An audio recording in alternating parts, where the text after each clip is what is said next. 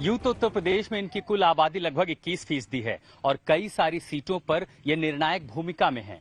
लेकिन जब सामाजिक न्याय की बात होती है तो अक्सर उन्हें सिर्फ चुनावी वायदे मिलते हैं। नमस्कार, आप देख रहे हैं चुनाव आज तक, आपके साथ मैं हूं आशुतोष मिश्रा और आज हम बात कर रहे हैं देश के सबसे बड़े राज्य उत्तर प्रदेश में दलित आबादी की, दलित मतदाताओं की। साल दर साल चुनावी वायदों में इनके उत्थान की बात होती रही, इनके विकास की बात होती रही, लेकिन क्या जमीन पर उन्हें वो सामाजिक न्याय मिला है? क्या जातीय हिंसा से उन्हें छुटकारा मिला है? और क्या समाज में इन्हें बराबर की भागीदारी मिली है? ये सच जानने के लिए आज मैं आपको पश्चिम उत्तर प्रदेश के सहारनपुर लिए चलता हूँ। ये वोट बैंक कितना अहम है, इसका अंदाजा इस बात से लगाइए कि खुद उत्तर प्रदेश के उप मुख्यमंत्री केशव प्रसाद मौर्य कई मौकों पर कह चुके हैं कि 100 में से 60 हमारा है और 40 में भी बंटवारा है। दरअसल इस 40% वोट बैंक में यादव और जाटव अहम हैं। यादव अगर समाजवादी पार्टी का वोट बैंक माना जाता है तो बीजेपी की नजर एक मुश्त जाटव वोट बैंक पर है, जो कभी बहुजन समाज पार्टी का वोट बैंक था। हमारे लिए इंतजार नहीं है, बल्ले बल्ले उसकी होती है जो उनके भरोसे होता है। हम तो 100 में 60 हमारा है, बाकी में बंटवारा है, बंटवारे में भी हमारा है। हम 60 में जो है उसमें कौन कौन है, हम उसकी गिनती क्या बताएं। सबका वोट हमें मिल रहा है, हमने सबके लिए काम किया है। इसीलिए विपक्ष घबराया हुआ है, इसीलिए विरोधी दल के लोग घबराए हुए, इसीलिए अखिलेश यादव जी घबराए हुए। ये दलितों का एक मुश्त समर्थन ही था, जिसके बलबूते ही मायावती ने 1995 में हाथी पर सवार होकर लखनऊ की सत्ता का सफर तय किया और उसके बाद 2002 और 2007 में भी मायावती को उनके दलित वोट बैंक ने जीत दिलाई। मगर 2014 के बाद मायावती के दलित वोट छिटकने लगे। 2017 में बीजेपी को 85 दलित आरक्षित सीटों में से 69 सीटों पर जीत मिली थी और 39% वोट मिले थे, जबकि समाजवादी पार्टी को इनमें से 7 सीटें मिली थी। बीएसपी को सिर्फ 2 सीटें ही मिल पाई थी। 2014 के बाद से लोकसभा और विधानसभा चुनाव में बहुजन समाजवादी पार्टी का वोट लगातार कम होता गया और इसका फायदा बीजेपी को मिला। जाटव का जो सर्वाधिक सपोर्ट रहा है मैक्सिमम, वो बीएसपी को रहा है अभी तक के ट्रेंड में। लेकिन नॉन जाटव दलित वोटों में एक बड़ा परिवर्तन आया है और उसका सर्वाधिक लाभार्थी बीजेपी रही है। लास्ट आखिरी जो 2019 के लोकसभा चुनाव हुए हैं उसमें से 48% नॉन जाटव दलितों ने बीजेपी को वोट किया है। मायावती के लिए चिंता की बात यह है कि 2019 में समाजवादी पार्टी से गठबंधन के बावजूद अधिकांश दलित वोट बीजेपी की झोली में गया। जानकारों के मुताबिक 2022 उनके लिए अब तक की सबसे बड़ी चुनौती साबित होगी। ये बीएसपी के लिए एक तरीके से डू और डाई वाली सिचुएशन है। अगर यहाँ से उनका सपोर्ट फिर से वापस लौटती है तो बीएसपी एक पार्टी एक रेलेवेंस बनी रहेगी। अगर यहाँ से घटती है तो शायद उनका ढलान और नीचे की ओर जाएगा। अब आपको सहारनपुर लिए चलते हैं, जहां 2017 में योगी सरकार बनने के बाद मई के महीने में जातीय हिंसा हुई थी। महाराणा प्रताप जयंती के मौके पर राजपूत समाज के लोग रैली निकालना चाहते थे और उसी रैली के दौरान राजपूत और दलितों के बीच पत्थरबाजी हुई और हिंसा आगजनी में बदल गई। विरोध में भीम आर्मी के संस्थापक चंद्रशेखर ने सहारनपुर में एक महापंचायत बुलवाई। इस महापंचायत के दौरान हिंसा हुई और जांच में पुलिस ने भीम आर्मी को आरोपी बनाया और चंद्रशेखर आजाद को एनएसए के तहत गिरफ्तार करके जेल भेज दिया। जेल से रिहा होते होते चंद्रशेखर दलित युवाओं के नेता बन चुके थे और अब विधानसभा चुनाव में आजाद समाज पार्टी के बैनर तले चुनाव लड़ने की तैयारी कर रहे हैं।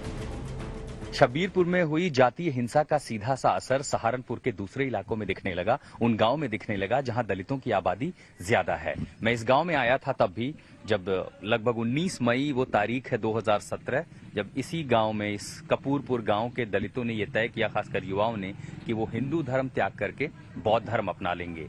उन्होंने मूर्तियां उठाई और गंगा में जाकर के उसे विसर्जन कर दिया और बौद्ध धर्म अपनाने की चेतावनी भी दे दी थी। सबसे ज्यादा नाराजगी इस बात को थी कि आखिर नई सरकार के गठन होने के बावजूद भी इस कदर से जातीय हिंसा कैसे भड़की, जिसका सबसे ज्यादा नुकसान उन्हें लगता है कि दलितों को ही हुआ इसी सहारनपुर में। हिंसा का दंश झेल चुके शब्बीरपुर में क्या बदला? गांव के लोगों का कहना है कि 2012 के पहले जब मायावती की सरकार थी तब सहारनपुर में कांशीराम मेडिकल कॉलेज बना था और जब अखिलेश की सरकार आई तो उन्होंने नाम बदल दिया, लेकिन कोई सुधार नहीं हुआ। हमारे सहारनपुर में मेडिकल कांशीराम मेडिकल जो कॉलेज था ये बना था।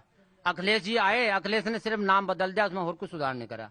5 साल योगी जी रहे, योगी ने ये गेहूं चावल तो बांट रहे, गेहूं चावल थोड़ा ही आदमी को स्वास्थ्य रखेगा या उसे रोजगार देगा, ये तो और उसे बेकार कर रहे।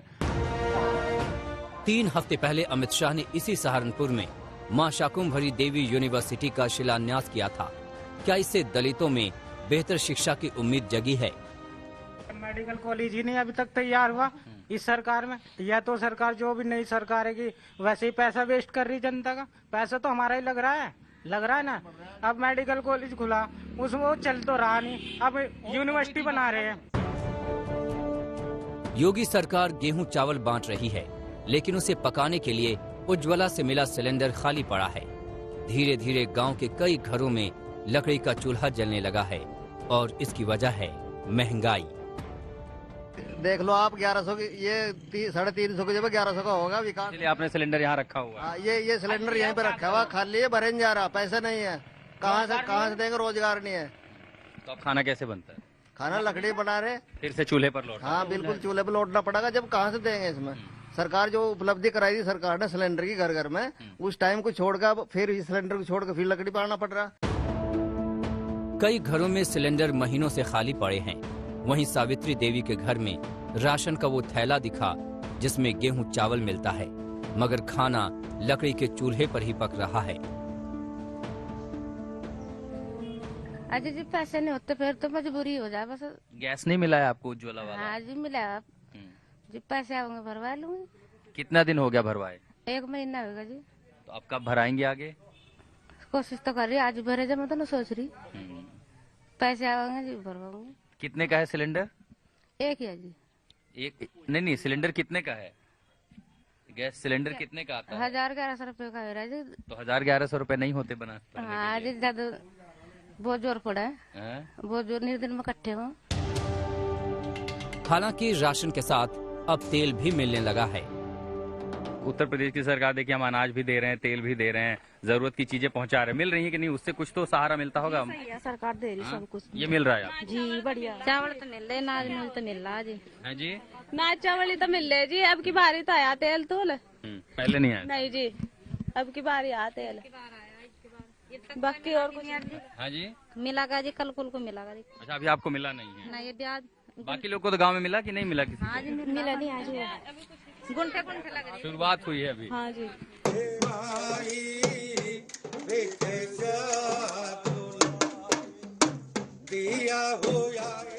2017 में हुई जातीय हिंसा के निशान अब भी यहाँ दिखाई देते हैं। दीवारों पर जाति धर्म के नाम पर न लड़ने की अपील के पोस्टर शब्बीरपुर में चारों ओर लगे हैं। धर्म और जाति के नाम पर न लड़ें, तो इसकी एक बड़ी वजह है 2017 की मई महीने में हुई एक जातीय हिंसा। सहारनपुर के कई इलाकों में जातीय हिंसा देखने को मिली और उसमें सबसे बड़ा जो घटनाक्रम हुआ था उसका केंद्र था ये शब्बीरपुर गांव। महाराणा प्रताप जयंती के उपलक्ष्य में एक समुदाय यात्रा निकालना चाहता था, दलितों का उसको लेकर के विरोध था। जब यात्रा निकली तो पत्थरबाजी हुई, पत्थरबाजी के बाद आगजनी हुई, कई दलितों के घर जलकर राख हो गए। मुकदमा आज भी लंबित है, कई सारे मामले दर्ज हो रहे थे, जांच पड़ताल भी चलती रही। और अब गांव के लोगों की तस्वीर कैसी है ये समझने के लिए मैं आपको आज उसी शब्बीरपुर गांव लेकर के आया हूं। यहाँ रहने वालों के जहन में आज भी 2017 की जातीय हिंसा की तस्वीरें जिंदा हैं। श्रीकांत उन दलित परिवारों में से एक हैं जिनकी दुकान में आगजनी भी हुई थी और उन्हीं पर मुकदमा कर दिया गया था। आइए आके बताइए, आइए इधर आइए। तो जो लपेट में आ गया वो सब लपेट दिए। उसके बाद कभी किसी ने कोशिश की कि दोनों समुदाय, दोनों समाज एक साथ आए, एक साथ रहें, प्यार मोहब्बत से रहें? बहुत बार कोशिश हुई पर कामयाबी नहीं मिल रही। कारण क्या है जी, अब हाल भी ये मामला चला था पीछे जी, एक सतीश कुमार जी है, कोई उत्तर प्रदेश से है या किसी और राज्य से है, वैसे तो उत्तर प्रदेश से ही है। उसने एक हाई कोर्ट में याचिका दाखिल कर दी, उसमें आदेश भी हो गया, जज साहब ने कर दिए। तो मेरा आदेश तो नेट पर नहीं है अभी, हमने रेट निकलवाई दिया। कपूरपुर गांव के रहने वाले दलित समुदाय के वेदपाल कहते हैं कि अब माहौल ठीक है और सरकार का काम अच्छा है। गांव के बड़े बुजुर्गों की राय मौजूदा सरकार और उसके काम को लेकर ठीक है, लेकिन गांव के युवाओं की राय उसके बेहद विपरीत है। सरकार जो दे रही हो सबको दे रही, किसी के लिए कोई भेदभाव नहीं कर रही हो। मतलब जो जैसा कि अनाज है, अनाज मिलता है तो वो भी सबको मिलता है। जो सुविधा है, पेंसिल है, वृद्धा पेंसिल है, विधवा पेंसिल है, मतलब जो भी गांव के अंदर जो कार्य हो रहा है किसी को कोई भेदभाव नहीं है उसमें। आप लोग को मिल रहा है? हाँ, सब कुछ मिलता है, उसमें कोई भेदभाव नहीं है। और सरकार जो है बिल्कुल सही चल रही है, सरकार में कोई दिक्कत नहीं है, ना कोई गुंडागर्दी है। आप कहीं चले जाओ, कहीं आ जाओ, कहीं उठ लो बैठ लो, कोई दिक्कत नहीं है। आप एक तरफ तो कह रहे हैं कि हम गुंडों को सफाई कर रहे हैं, एक तरफ खुद पुलिस गुंडा बनी हुई है। पुलिस जब चाहे कोई हो उसमें, अभी वो एक वो कांड हुआ था, उसमें लड़के को उसमें जाके गोली मार दी गई होटल में, अभी आपने भी देखा होगा वो केस। तो जब पुलिस खुद गुंडी है, सरकार खुद गुंडे उस पर उतारू है, तो बताओ पब्लिक क्या कर सकती है? तो सवाल यह है कि दलितों के मन में क्या है और वो किन मुद्दों को देखते हुए चुनाव में वोट करेंगे। ये बताइए, दलितों को अब जैसे चुनाव है उत्तर प्रदेश में, हर बार दलितों को वोट बैंक समझ लिया जाता है। क्या जो गांव के दलित हैं, समाज चाहे जाटव हो नॉन जाटव हो, वो भी अपने आप को किसी पार्टी का वोट बैंक ही समझते हैं, या अब वो पहले के मुकाबले जागरूक हैं अपने अधिकारों को लेकर? अपने अधिकारों के लिए जागरूक है, जहाँ उनका फायदा होगा वहीं वोट देंगे। बताइए चाचा आप ही। नहीं, सही बात है। मान लिया वो तो वोट का अपना अधिकार है, जहाँ जिसे फायदा लगेगा वहीं वोट देगा। तो वोट बैंक जो तो ही है, लेकिन फिर भी है कि पार्टी तो सारे हैं, सारे मिलनसार आदमी हैं, सभी को मान सम्मान सबका होगा, लेकिन वोट खुल के किसे देंगे वो तो वक्त बताएगा। साफ है कि दलित मतदाता अपने पत्ते खोलना नहीं चाहते, मगर वोट बैंक बने रहने की बजाय अब शिक्षा, रोजगार, सरकारी योजनाओं के फायदों को बड़ा मुद्दा मानने लगे हैं।